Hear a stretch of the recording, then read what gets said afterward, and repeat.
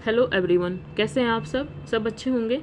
तो चलिए अपनी नेक्स्ट क्लास को स्टार्ट करते हैं। इस क्लास में हम जो हरियाणा का सीईटी का एग्ज़ाम आने वाला है ना, उसको लेकर के जो जीके के इंपॉर्टेंट क्वेश्चंस हैं वो देख रहे हैं। ठीक है, तो मैं आपको पहले भी बता चुकी हूँ कि जो एनसीईआरटी है और बुक है और जो लूसेंट है उन सब का निचोड़ है इन नोट्स में। ठीक है, जो मैं आपको करा रही हूँ, अगर आप ये कर लेंगे तो आपको उन चीज़ों को पढ़ने की ज़रूरत नहीं है। मैं बात कर रही हूँ वनडे एग्जाम्स की। ठीक है, क्योंकि वनडे एग्जाम्स वाले ज़्यादातर मैथ और इंग्लिश करते रहते हैं, उनके पास जीके के लिए इतना टाइम होता नहीं, तो वो सोचते हैं कि हमें डायरेक्ट मिल जाए, हम रट लें और करके आ जाए। ठीक है, तो बाकी जो पीसीएस और यूपीएससी वाले बच्चे हैं उनके लिए तो मैं अलग से करा रही हूँ, वहाँ पे मेरी डिटेल से वीडियो चलती हैं। ये अभी वनडे एग्जाम्स वालों के लिए है, फैक्चुअल है। तो चलिए स्टार्ट करते हैं। इससे पहले मैं आपको सिंधु सभ्यता हमने कंप्लीट किया था, आज हम करेंगे थर्ड चैप्टर ऋग्वैदिक काल। ठीक है, तो चलिए ऋग्वैदिक काल की बात करते हैं। सबसे पहले हम देखेंगे जो आर्य लोग हैं हमारे यहाँ पर आए कहाँ से थे। इससे बहुत बार क्वेश्चन पूछे जाते हैं। आपसे पूछा जाता है कि आर्यों का मूल निवास स्थान क्या था। ये आपसे डायरेक्ट क्वेश्चन पूछा हुआ है बहुत बार। तो देखिए, आर्यों का मूल निवास अल्पस पर्वत के पूर्वी क्षेत्र के आसपास बताया जाता है। कहाँ पर? अल्पस पर्वत के पूर्वी क्षेत्र के आसपास। ठीक है, और उसको अभी क्या बोलते हैं? यूरेशिया बोलते हैं। ठीक है, एशिया और यूरोप के बीच का जो क्षेत्र आता है ना, उसको यूरेशिया बोलते हैं। तो अभी उसको यूरेशिया बोला जाता है। अल्पस पर्वत वही है ना, आप मैप में जाके देखना, वर्ल्ड के मैप में। ठीक है, जो भौतिक मैप आता है ना, फिजिकल मैप, उसमें आप देख सकते हैं, आपको पता चल जाएगा। तो यहाँ पर जो इंपॉर्टेंट क्वेश्चन है वो ये है कि आर्यों का मूल निवास अल्पस पर्वत के पूर्वी क्षेत्र के आसपास बताया जाता है, जो वर्तमान में यूरेशिया कहलाता है। ठीक है, अच्छा, दूसरी बात है कि आर्य शब्द की जानकारी हमें मिलती कहाँ पर है। ठीक है, ये आर्य शब्द है, ये मिलता कहाँ पर है, ये भी आपसे पूछा जाता है। ठीक है, तो देखिए, भारत में आर्यों की जानकारी ऋग्वेद से मिलती है। किसे? ऋग्वेद से। हमारे पास 4 वेद हैं, आप सबको पता ना, ऋग्वेद, सामवेद, यजुर्वेद और अथर्ववेद। ठीक है, ये हमारे प्राचीन वेद है, ऋग्वेद, सामवेद, यजुर्वेद और अथर्ववेद। इनमें से हम अभी पढ़ रहे हैं ऋग्वेद के बारे में। तो भारत में जो आर्यों की जानकारी है वो हमें ऋग्वेद से मिलती है, और इस वेद में जो आर्य शब्द का उल्लेख है वो 36 बार हुआ है। आपका क्वेश्चन क्या बनेगा यहाँ से कि ऋग्वेद में आर्य शब्द का उल्लेख कितनी बार हुआ है। ठीक है, ये क्वेश्चन बनेगा आपका यहाँ से। तो आप क्या बोलोगे? 36 बार उल्लेख हुआ है। समझ गए? तो देखो, अब नेक्स्ट है अच्छा, फिर आपसे उनका व्यवसाय पूछ लेगा। ठीक है, वो करते क्या थे, क्या उनको लोहे का ज्ञान था, क्या उनके पास टेक्नोलॉजी थी, या फिर वो पशुचारण थे। ठीक है, आदिवासी लोग थे। तो इसमें आप बताएंगे कि इनका मुख्य व्यवसाय क्या था? पशुचारण था एवं कृषि का स्थान गौण था। मतलब कृषि थोड़ी बहुत स्टार्ट हुई थी, ज़्यादा विकसित कृषि नहीं होती थी। ठीक है, इसीलिए तब सबसे पहले फिर पशुचारण ही हुआ ना।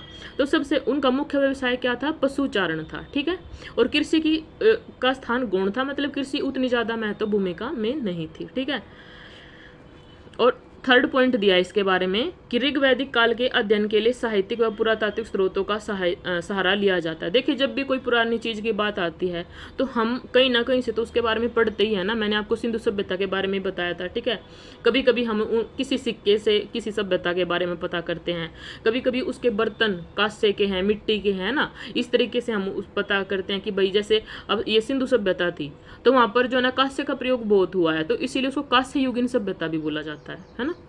तो जो ये ऐसे ही हम ना कभी क्या होता है, पांडुलिपि लिख दी है किसी ने, पुराने लेख लिखे हुए हैं, पुरातात्विक स्रोत हैं, या फिर अभिलेख लिखे हुए हैं। ठीक है, जैसे सम्राट अशोक के अभिलेख है ना, सारनाथ में मौर्य स्तंभ अभिलेख, इस टाइप के। तो अभिलेखों पर वो लिखे नहीं होते हैं अपनी अपनी लिपि। तो इन सब चीज, जो पुरानी चीजें, इन सब चीजों से ही हम उस समय उस सभ्यता और उस संस्कृति के बारे में पता करते हैं।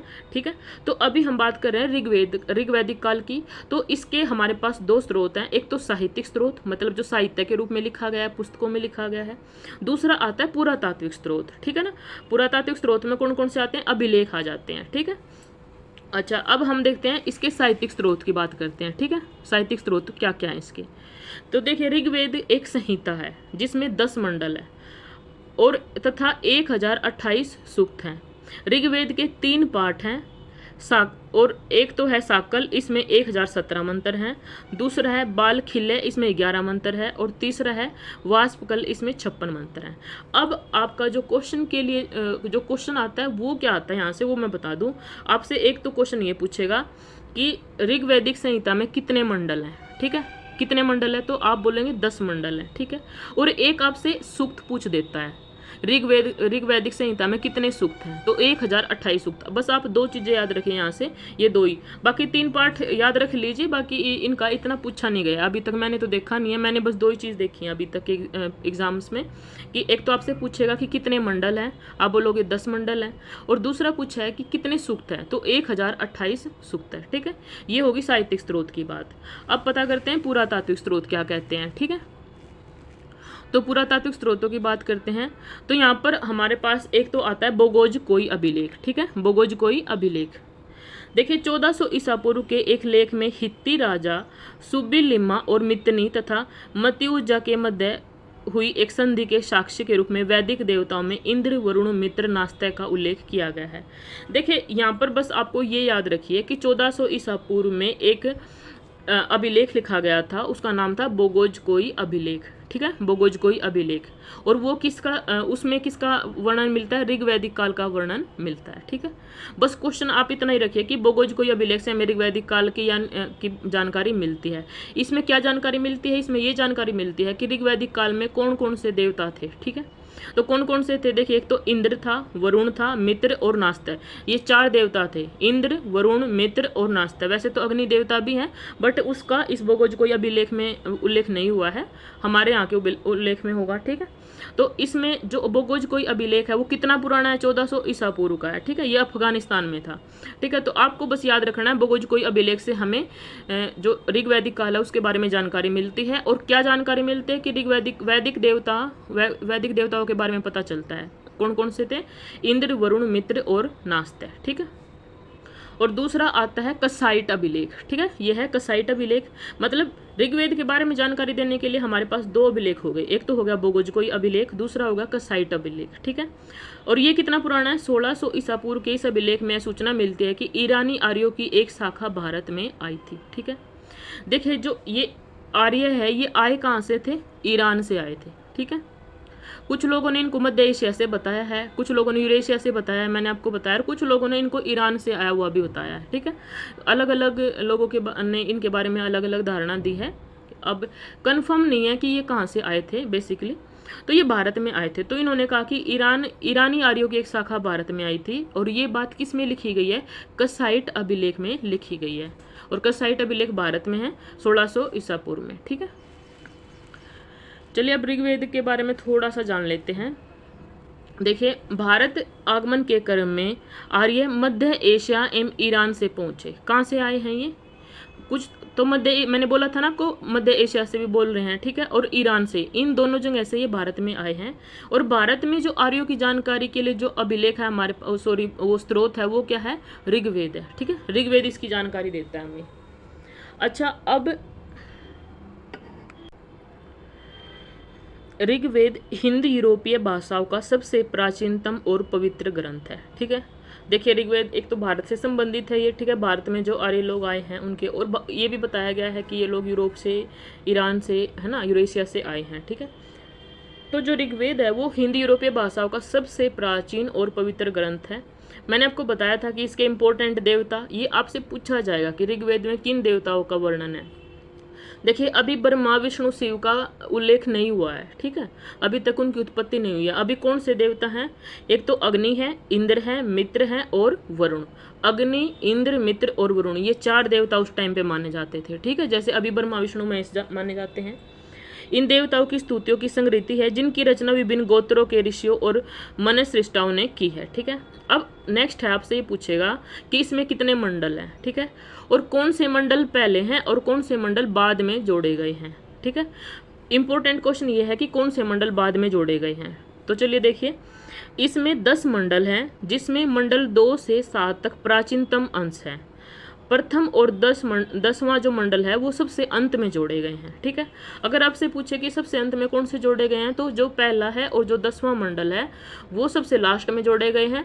2 से लेकर के 7 तक प्राचीनतम अंश है। ठीक है, अब जो ऋग्वेद के मंत्रों का पाठ करने वाला को क्या कहा जाता है, मैंने आपको बताया था ना। देखिए जब हम पाठ पढ़ रहे थे और इसके 3 पार्ट मैंने बताए थे, और तीनों पार्टों में क्या था, मंत्री तो थे, पहला था साकल पाठ, ठीक है ना, 1017 मंत्र थे उसमें।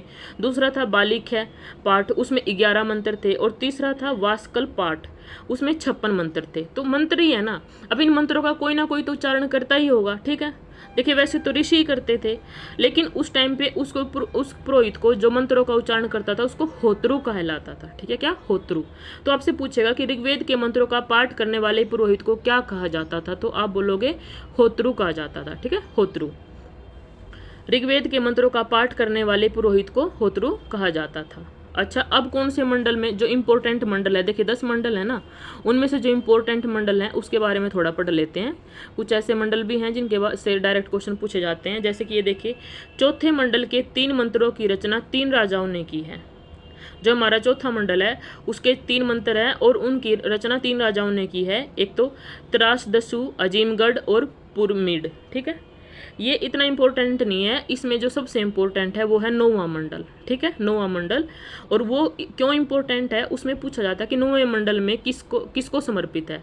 तो 9वां मंडल जो है वो सोम को समर्पित है और इसे सोम मंडल कहा जाता है, ठीक है।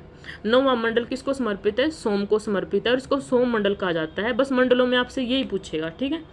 और तो देखिए यहाँ पर, और जो 10वां मंडल है जो सबसे अंत में जोड़ा गया है, ठीक है, 10वां मंडल जो सबसे अंत में जोड़ा गया है, अतः इसी के एक भाग में पुरुष सूक्त में चतुर्वर्ण व्यवस्था की स्थापना की गई है। देखिए, जो अब आपसे पूछेगा कि जो चतुर्वर्ण व्यवस्था है वो ऋग्वेद के कौन से मंडल में उल्लिखित है। चतुर्वर्ण व्यवस्था ऋग्वेद के कौन से मंडल में उल्लिखित है, तो यहाँ पर आपका आंसर हो जाएगा 10वें मंडल में, ठीक है। जो 10वां मंडल है उसके पुरुष सूक्त में चतुर्वर्ण व्यवस्था की स्थापना की गई है।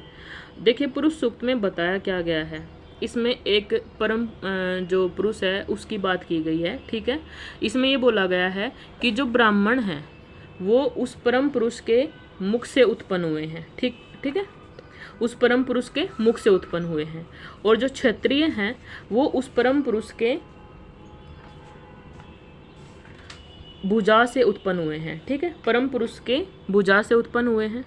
और जो वैश्य हैं वो उनके पैरों से उत्पन्न हुए हैं, ठीक है, शूद्र उनके पैरों से उत्पन्न हुए हैं और वैश्य उनकी जांघों से उत्पन्न हुए हैं, ठीक है। तो इस तरीके से बताया गया है।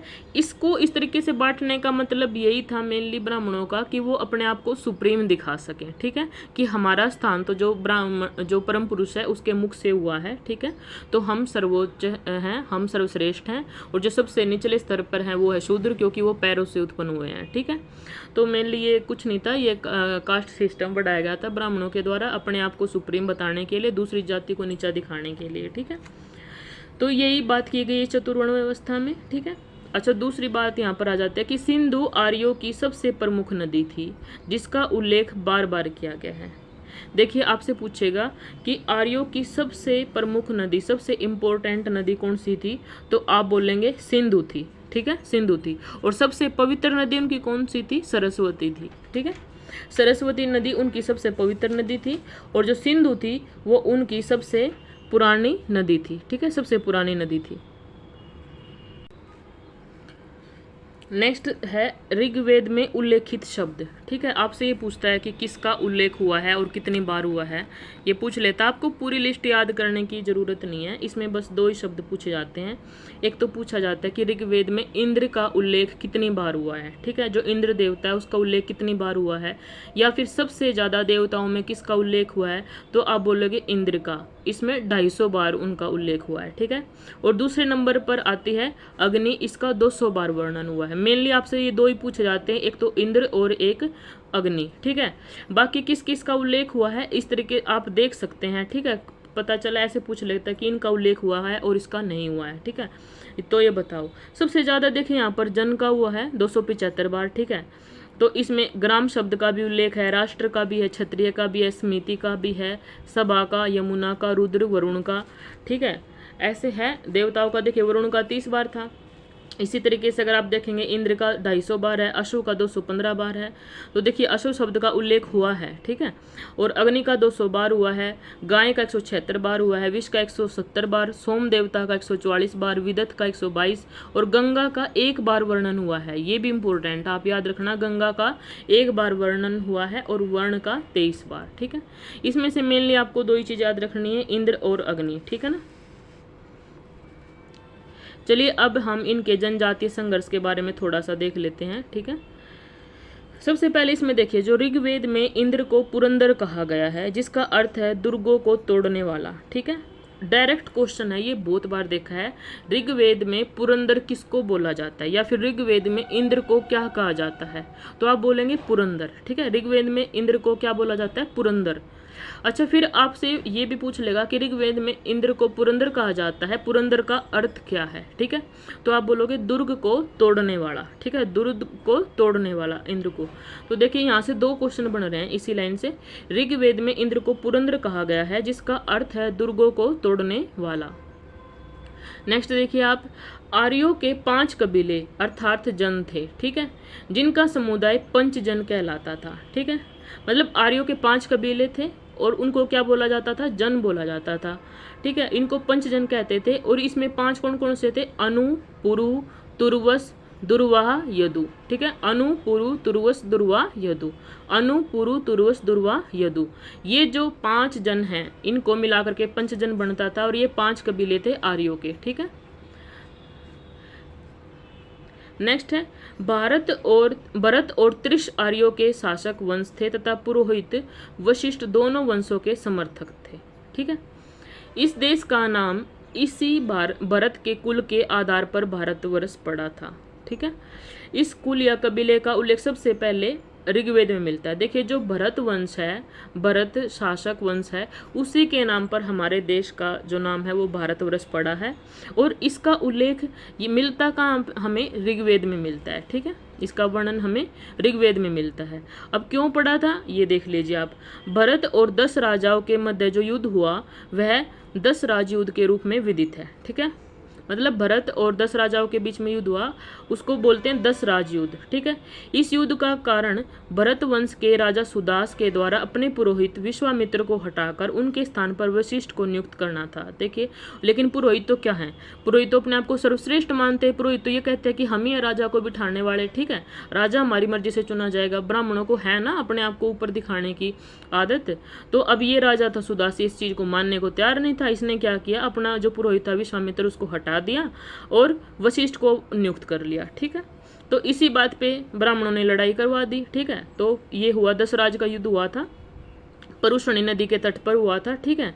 और पहले उसको परुषणी नदी बोलते थे, आई एम सॉरी, और अभी उसको रावी नदी बोलते हैं, ठीक है। जहाँ पर सुदास की जीत हुई और भरत कबीले की प्रभुता हुई और तभी से हमारे देश का नाम भारतवर्ष पड़ गया, ठीक है। तो भारत और 10 राजाओं के मध्य जो युद्ध हुआ वह 10 राजयुद्ध के रूप में विदित है। इस युद्ध का कारण भरत वंश के राजा सुदास के द्वारा अपने पुरोहित विश्वामित्र को हटाकर उनके स्थान पर वशिष्ठ को नियुक्त करना था, ठीक है। यह युद्ध कहाँ पर लड़ा गया है, परुषणी नदी के तट पर लड़ा गया है। देखो अभी मैं बता रही थी आपको, जिसकी पहचान वर्तमान रावी नदी से हुई है और इसमें सुदास की जीत हुई थी और भरत कबीले की प्रभुता कायम हुई थी, ठीक है। तो आपको बस यही याद रखना है यहाँ पर। अच्छा अब ना कुछ नदियों के नाम बोलेगा और ये या तो ये बोल देगा कि अभी आधुनिक नाम दे देगा किसी नदी का और आपसे बोलेगा कि इसका प्राचीन नाम क्या था, ठीक है। या फिर प्राचीन नाम दे देगा किसी नदी का और बोलेगा अब इसको आधुनिक समय में क्या बोलते हैं, ठीक है। तो ऐसे हम कुछ ऋग्वैदिक नदियों के जो प्राचीन नाम हैं या फिर आधुनिक नाम हैं वो देख लेते हैं अभी, क्योंकि वो मोस्ट इंपॉर्टेंट है, वहाँ से क्वेश्चन बनते हैं। तो देखिए यहाँ पर ऋग्वैदिक काल की कुछ नदियाँ हैं, उनके प्राचीन नाम और आधुनिक नाम दिए गए हैं, ठीक है। सबसे पहले देखिए आपको सारी याद करनी है क्योंकि इनमें से सारी कोई ना कोई तो एक पूछ ही लेता है आपसे। तो देखिए वितस्ता, इसका प्राचीन नाम है, अभी इसको बोलते हैं झेलम, ठीक है। झेलम याद आना आपको, झेलम नदी का पुराना नाम क्या था, वितस्ता। ऋग्वैदिक काल में उसको क्या बोलते थे, वितस्तता, ठीक है। अभी व्यास नदी है जो हमारी, उसको प्राचीन काल में बोलते थे विपाशा, ठीक है। व्यास को क्या बोलते थे, विपाशा, ठीक है। अभी जो रावी है, ठीक है, उसको बोलते थे परुषणी, रावी को परुषणी बोलते थे। आपको याद है ना, परुषणी नदी के तट पर भरत और उस ये 10 राजाओं के बीच में युद्ध हुआ, ठीक है। तो रावी नदी का प्राचीन नाम क्या था? परुषणी, ठीक है। और ये अभी आते घग्गर, घग्गर नदी अभी है ना, आपको पता है ना घग्गर नदी। घग्गर नदी का प्राचीन नाम था दृश्यदवती या दृश्यदती, ठीक है, दृश्यदती या फिर दृश्यदती। अच्छा, कुर्रम, ये आपसे बहुत बार पूछी जाती है, मोस्ट इंपॉर्टेंट है कुर्रम। कुर्रम को क्रुम्ब कहते हैं, ये अफगानिस्तान में है, ठीक है। कुर्रम को क्या बोलते हैं? क्रुम्ब। और अभी जो काबुल है ये भी अफगानिस्तान में, इसको बोलते हैं कुंबा, ठीक है। तो कुर्रम और कुंबा ये दोनों होगी, ठीक है। अच्छा, गंडक का प्राचीन नाम क्या है? सदानीरा, ठीक है। गंडक का प्राचीन नाम क्या है? सदानीरा, ठीक है। अच्छा, सतलज का, अभी जो सतलज नदी है उसका है सतुसरी। और चिनाब का क्या नाम था? अश्कनी। चिनाब का क्या नाम था? अश्कनी। और सतलज का सतुसरी, ठीक है, स्तुद्री। और गोमती का गोमल, ठीक है। गोमती का क्या नाम हो जाएगा? गोमल। कमरूप वर्मन का क्या था? मरुदवृता, ठीक है, मरुदवृदा। सिंध का सिंधु। और घग्गर का सरस्वती, ये आपसे पूछ सकता है, घग्गर का सरस्वती। सोहन का सोमा और स्वात का सुवास्तु, ठीक है। तो अब एक बार और रिवाइज कर लेते हैं, जो इंपॉर्टेंट होगी मैं आपको बताती चलूंगी। देखिए, जो ये झेलम है ये भी पूछी जाती है, झेलम का नाम था वितस्ता। व्यास भी पूछी जाती है, व्यास का नाम था विपाशा, ठीक है। रावी का परुषणी, ये भी पूछी जाती है। घग्गर का कभी कभी पूछ लेता है, दृश्यदती या दृश्यदवती। और कुर्रम बहुत बार पूछता है, ठीक है। कुर्रम का कुरुम्ब। और काबुल भी पूछता है, कुंभा। गंडक तो मोस्ट इंपॉर्टेंट है, गंडक का सदानीरा। चिनाब का अस्कनी, ये भी इंपॉर्टेंट है। सतलज का स्तुद्री, ये भी इंपॉर्टेंट है। और गोमती का गोमल, ये भी इंपॉर्टेंट है, ठीक है। उसके अलावा आप याद रख लो सरस्वती नदी, इसको जो घग्गर है, अभी जो घग्गर है उसको प्राचीन काल में सरस्वती नदी बोला जाता था, ठीक है। तो ये नदियाँ इंपॉर्टेंट है, आप याद कर लेना इनके प्राचीन नाम, ठीक है। लूसेंट में दिए हुए हैं, वहाँ से याद कर लेना। जो इम्पोर्टेंट क्वेश्चंस आए हुए हैं ना, उन्हीं को जो है ना लाइन के फॉर्म में इस बुक में जो जहाँ से मैं आपको करा रही हूँ दिया हुआ है, ठीक है। तो और ये निचोड़ है, यकीन मान के चलना। जो एक्सपीरियंस बच्चे हैं, जो 1-2-3 बार एग्जाम दे चुके हैं ना, उनको पक्का पता होगा। अब बिलीव करके चलो, आप इनको याद कर लो, यहीं से क्वेश्चन आपको फंसेंगे, ठीक है। चलिए आगे देखते हैं।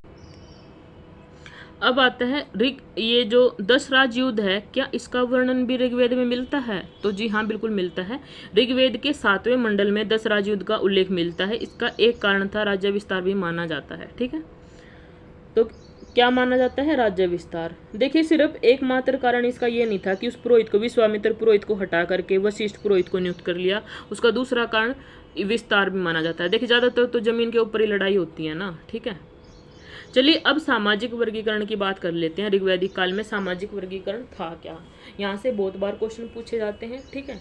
क्या यहाँ पर जो है ना वर्ण व्यवस्था तो आ ही चुकी है यहाँ पर, ठीक है, आप सब जानते हैं। तो देखिए, वर्ण शब्द का प्रयोग रंग के अर्थ में होता था, ठीक है। मतलब अभी क्या है, जो चतुर्वर्ण था ये तो जाति को संकेत करता था ना, लेकिन अभी यहाँ पर कह रहे हैं कि वर्ण शब्द का प्रयोग रंग के अर्थ में होता था। ऐसा प्रतीत होता है कि आर्य भाषा भाषी गौर वर्ण के थे, यानी कि मूलवासी लोग काले रंग के थे, ठीक है। जो रंग है, मतलब जो काले गोरे का भेद है ना, वो अभी नहीं है, वो प्राचीन काल से ही चला आ रहा है, ठीक है। ये देखो, ये ऋग्वेद में भी दिखाया गया है, ठीक है। तो मूलवासी, जो भारत के जो मूल निवासी थे वो तो काले थे, ठीक है। और जो ईरान मध्य एशिया से आए थे वो लोग गोरे थे, ठीक है। तो इस आधार पर, रंग के आधार पर उन्होंने वर्ण बोला था। जो जाति के आधार पर ब्राह्मण, क्षत्रिय, वैश्य, शूद्र होगा ना, वो आगे 10वें मंडल में जोड़ेंगे वो, ठीक है, मैंने आपको बताया था।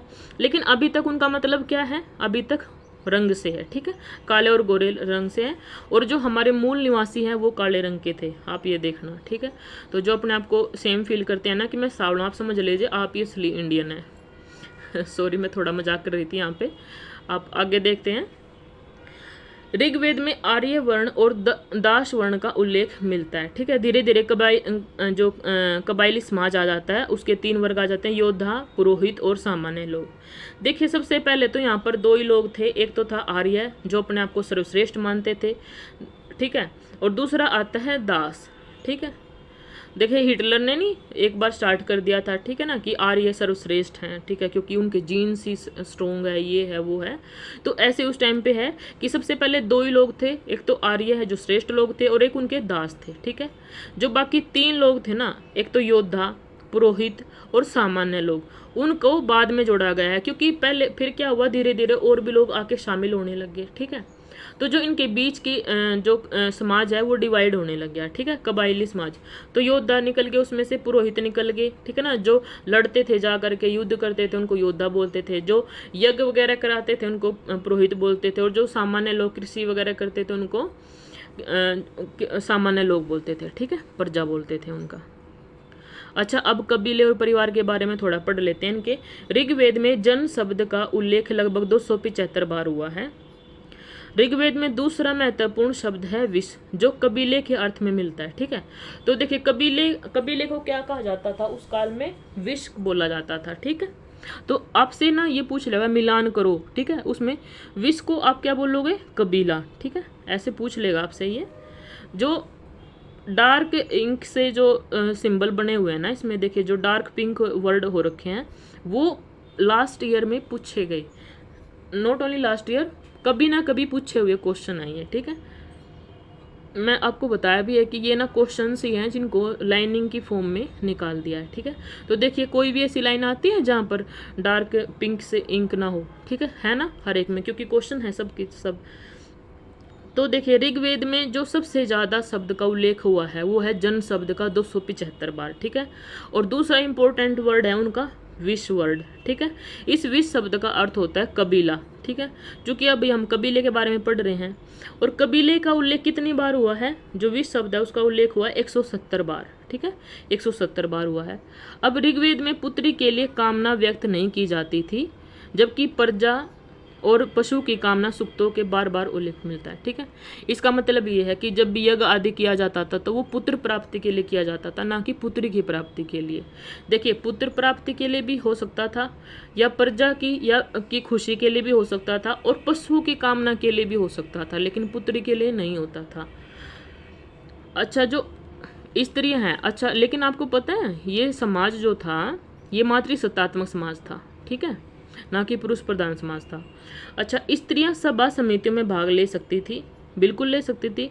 वे पतियों के साथ यज्ञों में आहुति भी दे सकती थी। ठीक है, तो आपसे पूछे कि क्या ऋग्वैदिक काल में स्त्रियां सभा समितियों में भाग ले सकती थी, तो हाँ बोलेंगे आप इसके साथ। ठीक है, और क्या वो यज्ञ में आहुति भी दे सकती थी, तो वो बिल्कुल दे सकती थी। ठीक है, ऋग्वेद में नियोग प्रथा और विधवा विवाह के प्रचलन का आभास मिलता है, बाल विवाह का कोई उदाहरण नहीं मिलता।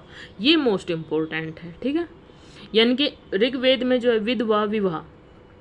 विधवा का दोबारा विवाह भी होता था। देखिए इतने प्राचीन समय में। ठीक है, बाकी इसके बाद अभी हम देखते हैं आज़ादी से पहले तो सती प्रथा चालू थी। ठीक है, विधवा विवाह तो होता ही नहीं था। विधवा विवाह के लिए तो राजा राममोहन राय या फिर कितने सारे हमारे ऐसे समाज सुधारक आए जिन्होंने जो है ना विधवा विवाह जैसी कुप्रथा को बंद करने के लिए प्रयास किए। ठीक है ना, बाल विवाह को बंद करने के लिए प्रयास किए थे।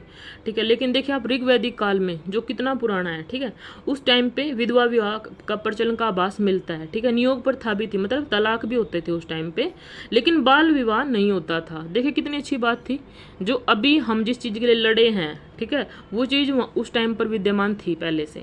ठीक है, तो मतलब सामाजिक व्यवस्था तो ठीक ठाक थी यहाँ की, ऐसा नहीं कि ज़्यादा भेदभाव होता था।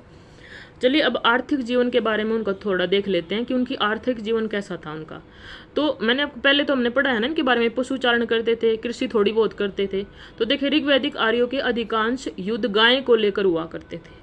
उस टाइम पे गाय बहुत ही मोस्ट इम्पोर्टेंट चीज़ थी, जैसे अभी सोना चांदी होता है ना, ऐसे उस टाइम पे गाय थी। ठीक है, देखिए अगर कोई भी पुरोहित है यज्ञ कर रहा है ना करके, तो उसको गाय दी जाती थी दक्षिणा के रूप में। ठीक है, या फिर कई बार तो क्या होता था ना, पुत्री की शादी की है तो उसको दहेज में गाय दे दी है। ठीक है, तो गाय का इतना महत्व था उस टाइम पर।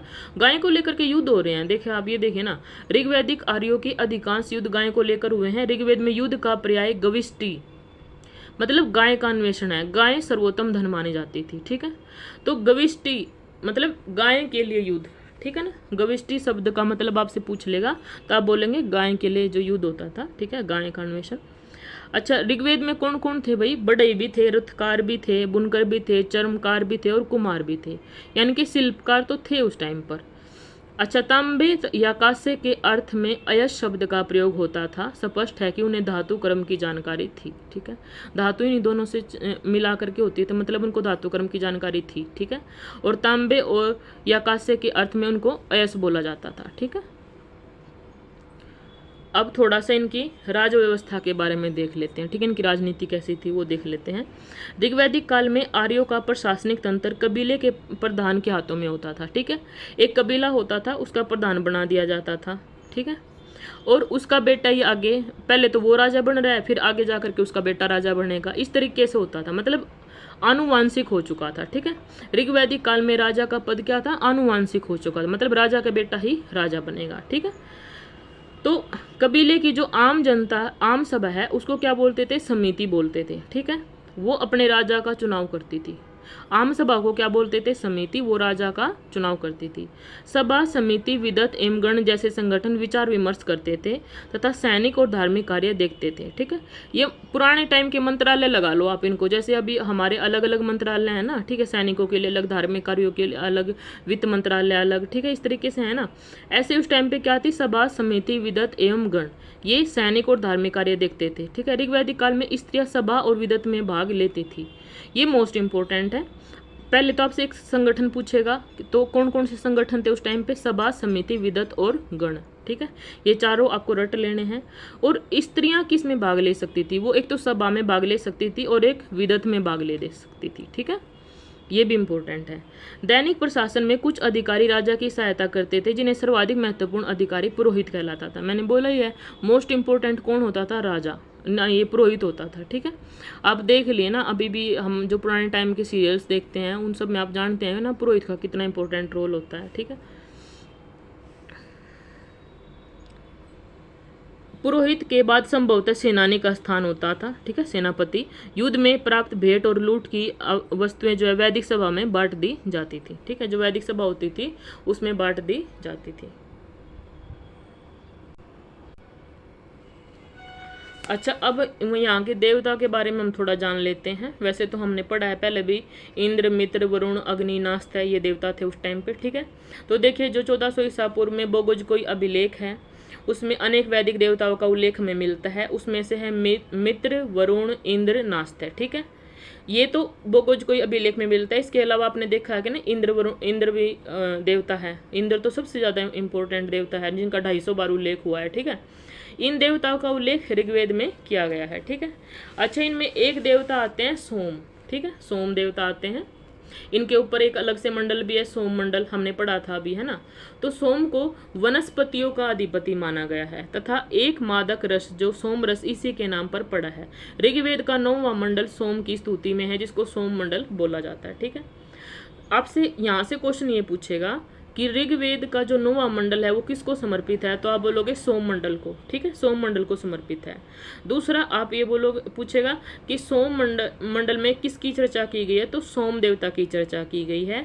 और वो जो सोम शब्द है वो एक सोम रस से को प्रतीत करता है।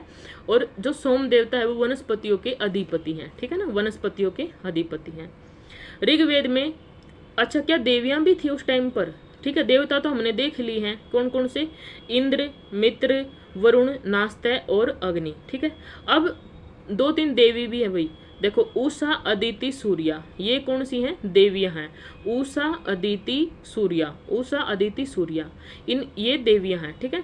ऋग्वेद में एक मंत्र है, रुद्र, शिव को त्र्यंबक कहा गया है, ठीक है। डायरेक्टली शिव ने बोला, उसको त्र्यंबक कहा गया है, ठीक है। अच्छा, जो मारुत है, ठीक है ना, मारुत जानते हैं ना आप, हनुमान जी के पापा। मारुत आंधी के देवता के रूप में जाने जाते थे। देवताओं में कुछ देवियां जैसे अदिति और उषा जो प्रभात के प्रतिरूप हैं, ठीक है। ये किसके, सुबह जो मॉर्निंग टाइम होता है ना, उसको ले जानी जाती है। और मारुत जो है वो आंधी के देवता है, ठीक है।